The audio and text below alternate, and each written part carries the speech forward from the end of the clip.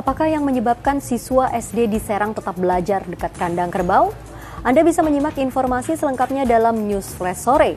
Selain itu, kami juga telah menyiapkan berbagai berita terkini khusus untuk Anda. Serang, Banten menjadi korban penggusuran dari pembangunan pusat pemerintahan Kabupaten Serang. Mereka kini harus belajar di dekat kandang kerbau dan bebek dengan berdinding tripleks tipis dan tanpa atap yang menutupi. Kondisi ini semakin diperparah dengan pembangunan gedung SDN Sadah yang baru bisa terrealisasi di tahun 2017.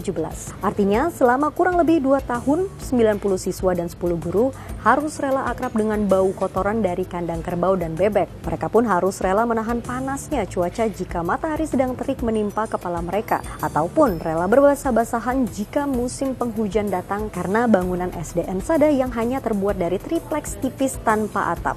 Informasi selanjutnya adalah mengenai sniper cantik Brimob di Jogja yang ternyata adalah seorang model dan masih single.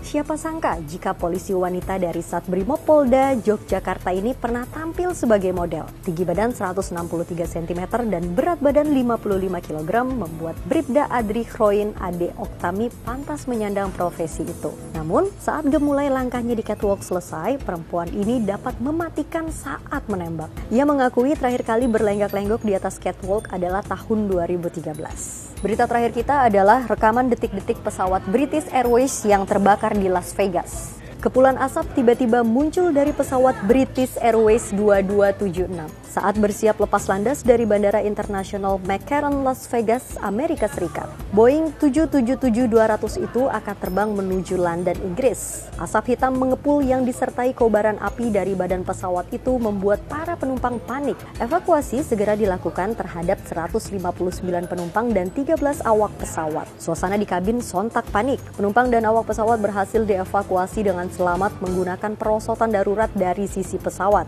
Juru bicara Lembaga Penerbangan Amerika Serikat atau US Federal Aviation Administration, Ian Gregor, mengatakan mesin kiri pesawat mengalami kebakaran. Asap hitam dan jilatan api berwarna oranye bisa dilihat dari sayap pesawat sebelum sekitar 50 petugas pemadam cepat-cepat memadamkan kebakaran.